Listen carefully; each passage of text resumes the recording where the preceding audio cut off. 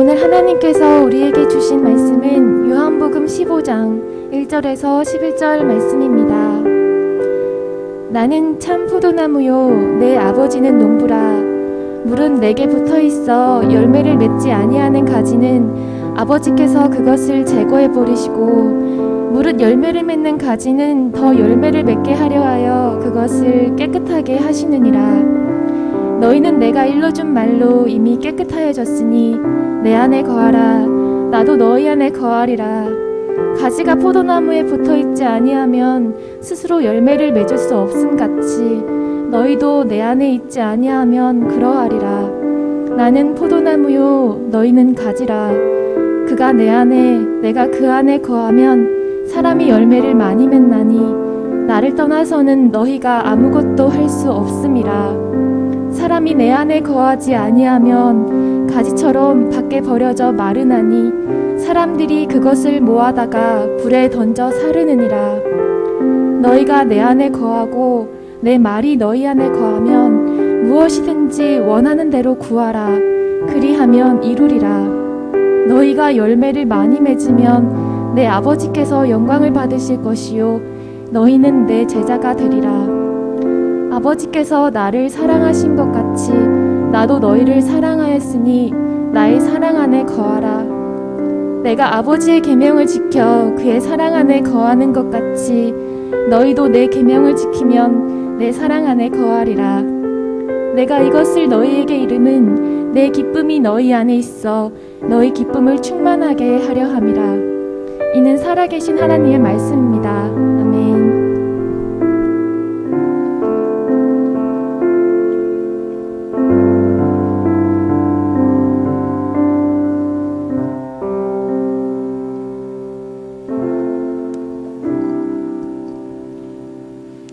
할렐루야. 무더운 여름을 건강하게 잘 보내고 있습니까? 듣기로는 다음 주 한 주간이 더 심각한 더위가 올 거라는 그런 얘기를 들어보긴 했습니다. 건강관리, 또 마음관리, 신앙관리를 잘 하시길 바랍니다. 이런 무더위가 과일을 잘 익게 만들기도 하는 건 혹시 들어보셨습니까?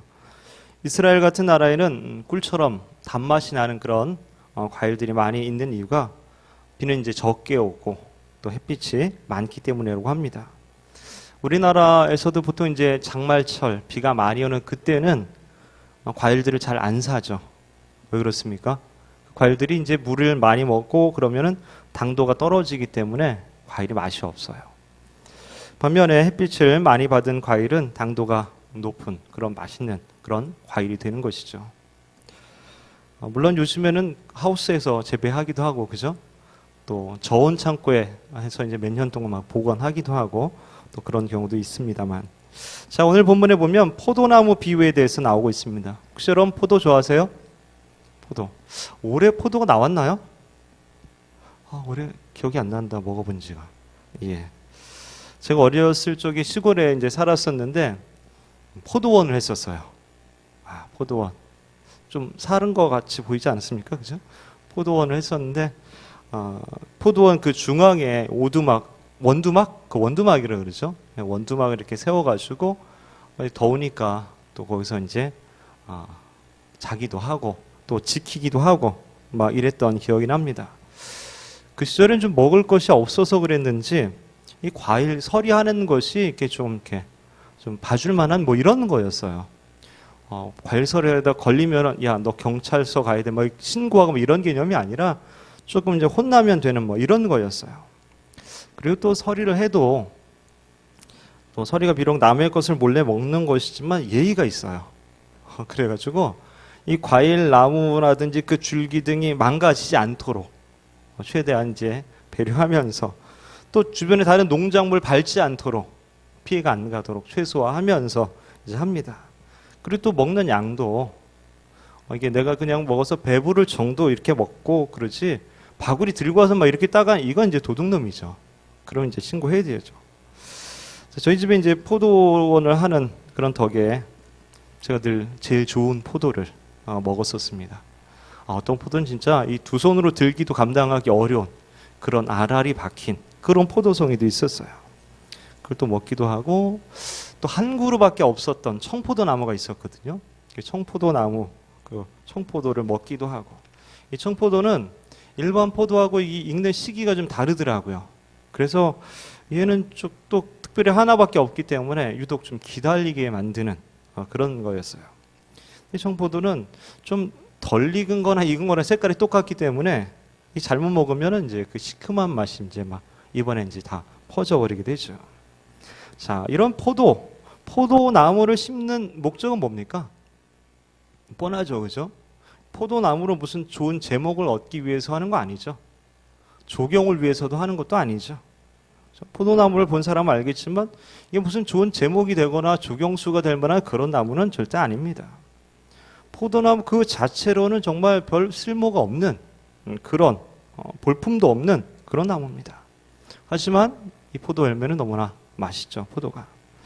당시 유대 문화에서 포도 열매는 없어서는 안 될 매우 중요한 음식이고 또한 문화이고 그랬습니다. 사람들에게 기쁨과 행복을 주고 또 소망을 상징하는 이런 것이었어요. 그래서 그들은 포도나무를 굉장히 귀하게 가꾸고 그렇게 여겼습니다. 또 반대로 열매를 맺지 못할 경우에는 이제 가차없이 이제 제거해 버리기도 했던 것이죠. 성경의 구약 성경에 보면 이스라엘을 포도나무로 비유한 부분들이 종종 나오게 됩니다. 시편 80편 보면은 주께서 한 포도나무를 애굽에서 가져다가 민족들을 쫓아내시고 그것을 심으셨나이다. 애굽에서 이제 출애굽 시켜가지고 가나안 땅, 팔레스틴 땅에 거기다 이제 이스라엘을 정착시킨 것을 포도나무를 심었다 이렇게 이제 표현하는 것이죠. 근데 문제는 이 포도나무가 열매를 맺지 못하는 거야. 열매를 맺긴 맺는데 들포도 맛 없는 그런 열매를 맺은 거죠. 그래서 이사야 5장에 보면 땅을 파서 돌을 채하고 극상품 포도나무를 심었도다. 그 중에 망대를 세웠고 또 그 안에 술틀을 팠도다. 좋은 포도 맺기를 바랐더니 들포도를 맺었도다. 즉 하나님이 기대한 하나님의 그 기대에 부응을 전혀 못했다는 것이죠. 정말 형편없는 그런 포도나무가 되었다는 거예요. 그래서 하나님은 이 땅에 참 포도나무 대신 예수님을 보내주시고 그 예수님과 붙어있는 가지들인 우리들을 통하여서 열매 맺게 하시려는 것이죠. 지금도 하나님은 많은 열매를 거두시기 원하시는 그런 농부의 마음으로 저와 여러분을 통해서 많은 열매를 거두길 원하시는 것입니다. 그렇다면 어떻게 열매를 맺을 수 있을까요? 가지가 열매를 어떻게 맺습니까? 다른 거 없죠. 그냥 포도나무에 잘 붙어 있기만 하면 됩니다.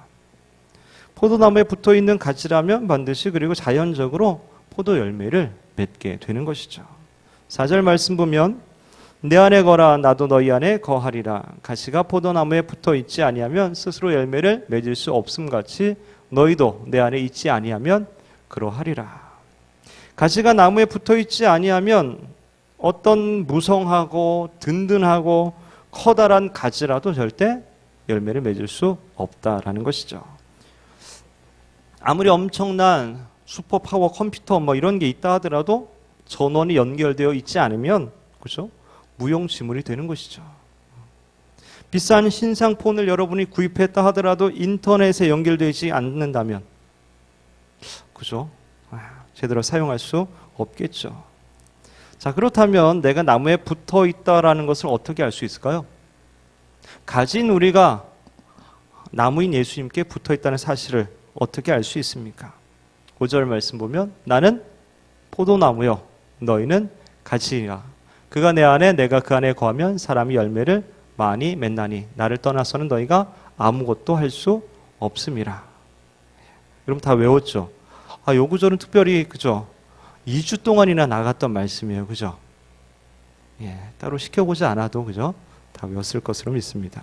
자, 열매를 맺을 때 그 가지가 나무에 붙어 있다는 것을 알 수 있다는 열매를 맺을 때 분명히 붙어 있다고 생각했는데 열매가 없다면 뭐예요? 여기 붙어 있는 게 아니죠.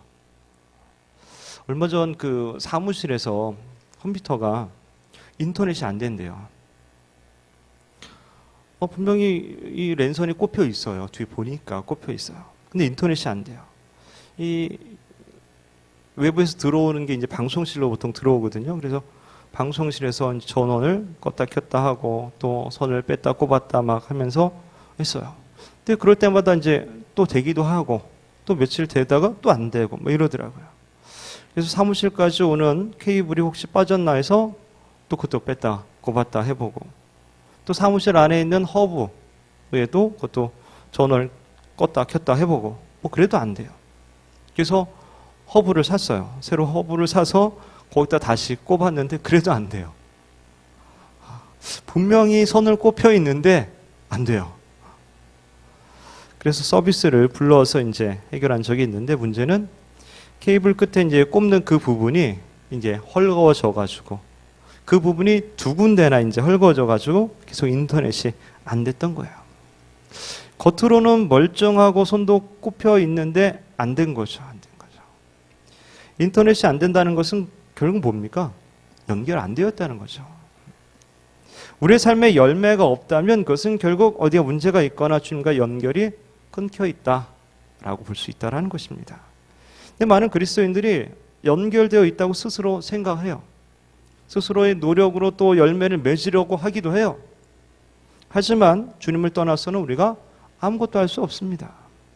스스로 노력해서 아무리 열심히 사역을 하고 봉사하고 뭐 공부를 하고 성경 읽고 예배 드리고 등등 노력을 한다 해도 그 사람이 예수님과 주님과 연결되어 있지 않다면 그 겉으로 보이는 것은 결국 아무것도 아니죠. 즉 우리에게 가장 중요한 것은 주님이 내 안에 내가 주님 안에 있는 어떤 친밀한 연결이 있는가, 이것이 가장 중요하다라는 것입니다. 예수님의 12제자 중에 여러분 가룟 유다 기억나시죠? 가룟 유다가 그 12제자의 그 공동체 안에서 돈을 맡았죠. 회계를 맡았어요. 회계를 맡는다는 것은 그만큼의 어떤 실력이 있다라는 거고 그리고 신뢰도 있었다라는 것이죠. 늘 주님과 동행하면서 3년을 넘게 지냅니다. 누가 보더라도 주님과 연결된 사람이라고 생각했을 거예요. 근데 결론은 뭡니까? 그는 붙어있는 존재가 아니었던 것이죠. 이 굉장히 좀 충격적이지 않습니까? 그게 어떻게 가능할까요? 근데 지금도 이런 게 가능합니다. 지금도. 여러분들이 어려서부터 교회를 다녔지만 붙어있지 않았을지도 몰라요. 한 번도 예수님을 나의 주인으로 내 마음에 초대한 적이 없을지도 몰라요. 주님의 말씀이 내 안에서 나를 움직이게 한 적이 한 번도 없었을지도 모릅니다. 내가 그리스도인이라고 한 번도 밝힌 적도 없고 그리고 다른 사람이 그리스도인이라고 한 번도 알아봐 준 적도 없을지도 모릅니다. 안타깝지만 주님께 붙어있지 않는 가지는 결국 불에 던져서 태워버리는 것밖에 없습니다. 6절에 보면 사람이 내 안에 거하지 아니하면 가지처럼 밖에 버려져 마르나니 사람들이 그것을 모아다가 불에 던져 사르느니라. 성도라고 불린다고 해서 또 내가 예수님을 주님이라 부른다고 해서 다 구원받은 것일까? 로마서 10장에 보면 누구든지 주의 이름을 부른 자는 구원을 얻으리라 이렇게 말씀이 있죠.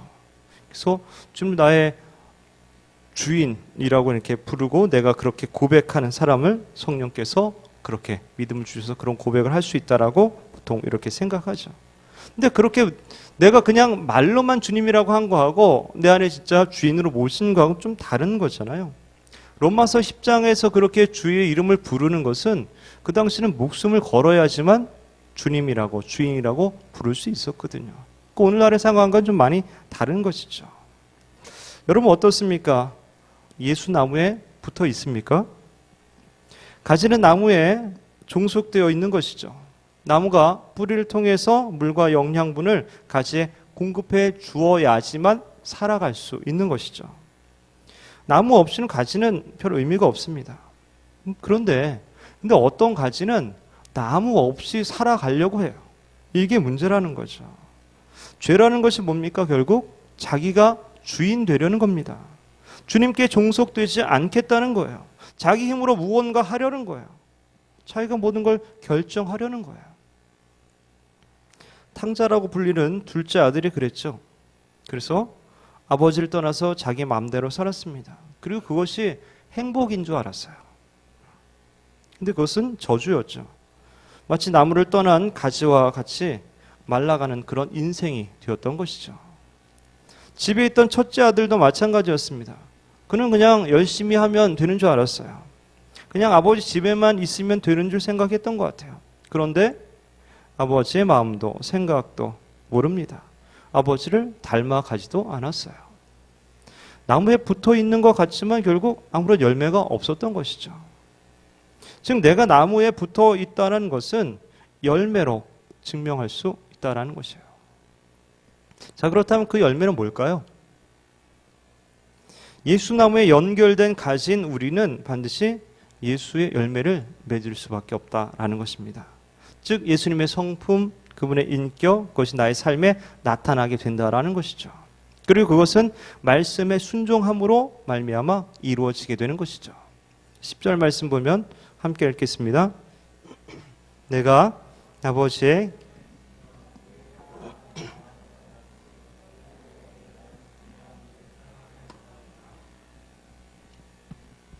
하나님의 말씀이 내 안에 있어 그 계명, 그 하나님의 말씀을 지키는 것, 그것이 열매라는 거예요. 계명을 지켜 사랑 안에 거하게 되고 사랑 안에 거하면 계명을 지키게 되고 이런 것이죠. 내가 누구를 정말로 사랑한다면 그 사랑한 사람의 한마디 한마디가 내 마음에 새겨지지 않겠습니까? 그리고 그 말대로 하려고 내가 열심히 노력하지 않겠습니까? 그리고 그렇게 하면서도 정말 기뻐하지 않겠습니까? 왜 그렇습니까? 사랑하기 때문에 그런 거죠. 가족이든 연인이든 사랑하기 때문에 때론 수고와 희생과 봉사를 하면서도 기뻐하는 거죠. 그래서 11절에 이렇게 말하죠. 내가 이것을 너희에게 이름은 내 기쁨이 너희 안에 있어 너희 기쁨을 충만하게 하려 함이라. 보통 목사님들은 월요일이 쉬는 날입니다. 월요일 날. 그래서 월요일날 웬만하면 연락하지 마세요. 연락하라는 얘기입니다. 월요일날 쉬니까 연락해도 된다는 얘기예요. 그 월요일날 한 달에 한 번 정도는 이제 고향인 강화도에 다녀옵니다. 부모님이 이제 고향에서 농사를 지으시는데 일손이나 인력이 좀 부족한 경우들이 있어서 가서 이제 도와드리게 되는데 울산이나 이제 부산에서 비행기를 타고 김포공항에 내려서 거기서 차량을 미리 이제 렌트해 놓은 것을 타고서 강화도 갔다가 빡세게 일하고 이제 밤에 똑같이 이제 거꾸로 내려오는 거예요. 근데 마음이 참 기뻐요. 감사하고. 왜 그럴까요? 몸은 힘들지 모르겠지만 부모님이 좋아하시는 그 모습을 보니까 너무 기쁜 거예요. 감사하고. 하나님의 계명을 지키는 것이 짐이 되고 부담이 되고 힘들고 기쁨이 없습니까? 그렇다면 주님께 붙어 있지 않을지도 몰라요. 아니면 병들었거나 이게 뭐 떨어질까 간당간당하거나 막 이런 거죠. 주님이 내 안에 내가 주님 안에 있다면 말씀을 기뻐 행하는 그런 삶이 된다라는 것이에요. 그것이 열매로 나타난다라는 것이죠. 그리고 더불어 기도가 변화하게 됩니다. 나의 기쁨의 근원이 주의 말씀에 순종하는 거라면 당연히 우리의 기도도 주님이 기뻐하시는 것을 구하게 된다라는 것이죠. 포도원 농부인 하나님이 원하시는 건 뭡니까? 그런 포도나무가 원하는 것은 무엇입니까? 바로 포도 열매죠. 포도 열매를 많이 맺는 거죠. 포도송이가 주렁주렁 맺히는 것을 가장 원하지 않겠습니까? 내가 포도나무에 붙어있는 가지라면 내가 가장 원하는 건 뭘까요? 마찬가지로 포도 열매, 포도송이 많이 맺는 것이어야 합니다. 그냥 건강하게만 자라다오 그러면 좋겠지만 그러지 않아요. 왜냐하면 포도나무는 다른 어떤 용도로 쓸 데가 없잖아요. 가구나 뭐 집을 지을 때 사용할 수 없습니다. 즉 열매가 없으면 의미가 없다는 거죠. 그래서 불에 태워진다는 거죠.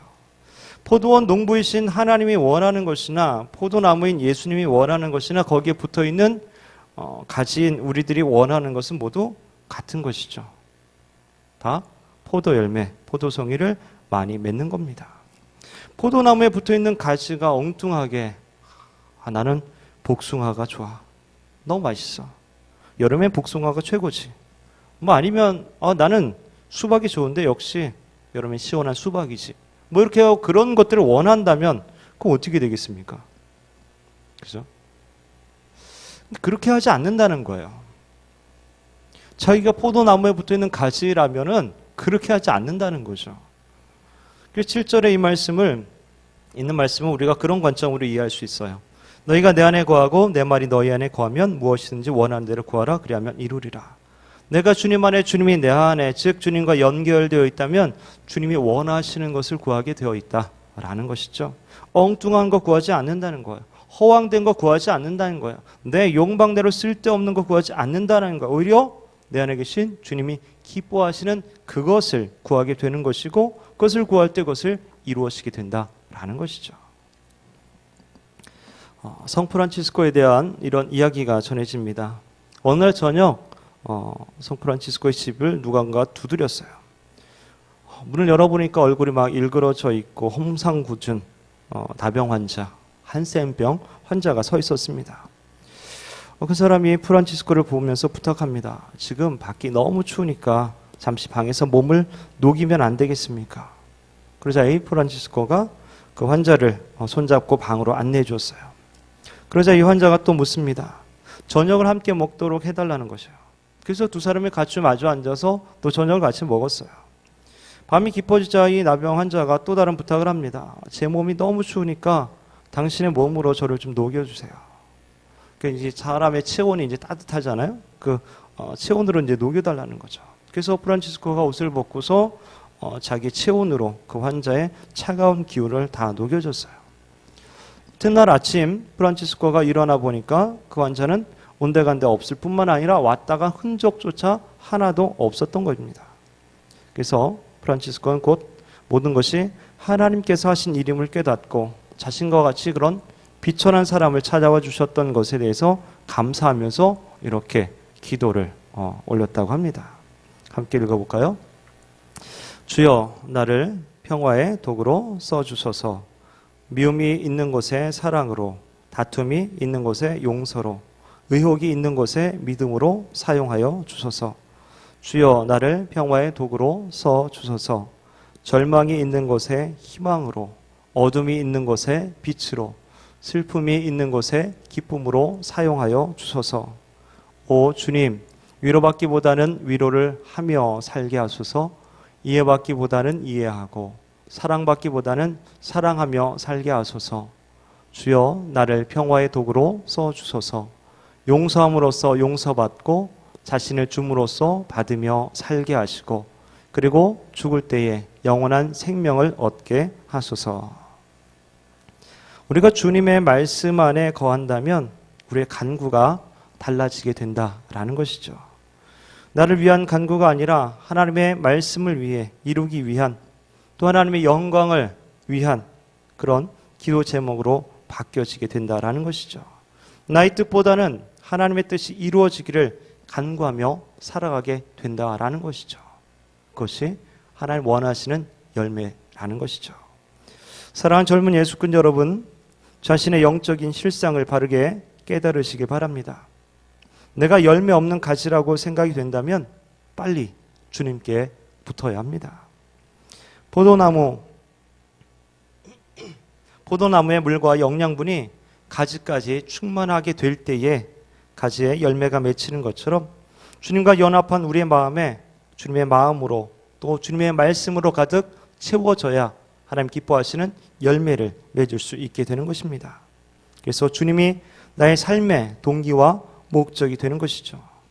그렇게 주님께 종속된 자로서의 기쁨과 평안과 자유함을 우리가 누릴 수 있어야 합니다. 바라기는 예수나무에 붙어있는 가지로서 예수님의 성품을 드러내며 하나님 기뻐하시는 아름다운 열매들을 많이 맺으시는 저와 여러분 되시기를 주님의 이름으로 축원합니다.